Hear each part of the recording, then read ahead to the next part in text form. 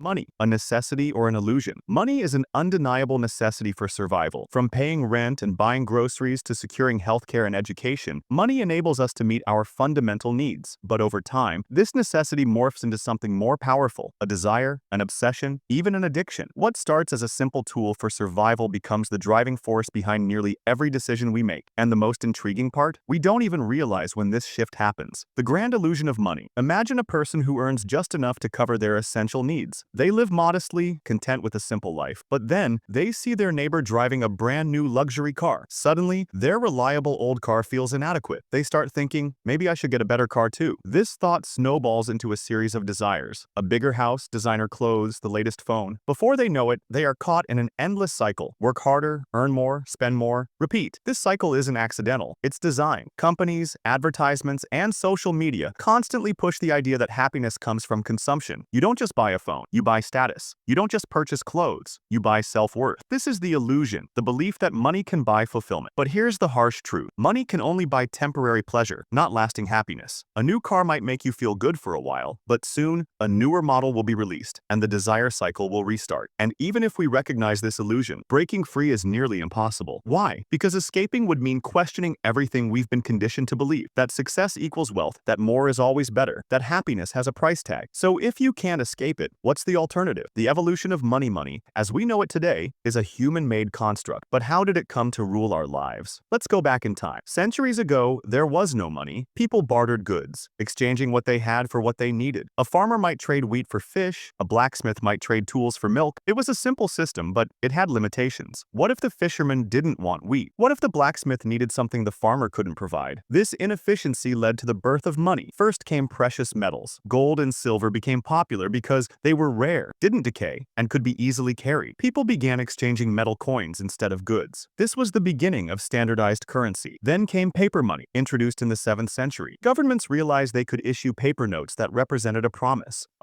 backed by gold reserves. Every piece of paper money had real value because it was tied to gold. This was known as the gold standard. But here's where things took a turn. Eventually, governments started printing more money than they had gold. This meant that the value of money was no longer tied to anything tangible. Instead, it was based on trust. If people believed a currency had value, it did. If they lost faith in it, the currency collapsed. This is why economic crashes happen. When people stop believing in the system, money, once backed by real assets, became an illusion held together by collective trust. The cryptocurrency revolution. A perfect modern example of this illusion is cryptocurrency. Unlike traditional money, crypto doesn't physically exist. There are no paper bills, no gold backing, no government control. Yet, people invest millions in it. Why? Because of trust. If enough people believe a digital coin has value, it does. If they lose confidence, its value disappears. Bitcoin, for instance, went from being worth a few cents to over $60,000 at its peak, not because of any tangible value, but because of belief. The entire financial system, whether dollars, euros, or crypto, runs on perception, and perception is risky. The dark side of money and influence. The more money you have, the more influence you wield. This isn't just about personal wealth, it's about shaping industries, governments, and even people's thoughts. Take influencers, for example. We trust them, we look up to them, but many influencers use their trust to promote gambling apps, shady investment schemes, and manipulative advertising. They trade integrity for profit. Why? Because in a world where money equals power, most people have a price. And this is how the system keeps functioning. Politicians amass wealth, corporations manipulate consumers, and the rich keep getting richer while ordinary people struggle to keep up. The cycle is relentless, and unless you understand it, you become another pawn in the game. The harsh reality of wealth. A famous quote says, "Good times create weak men create bad times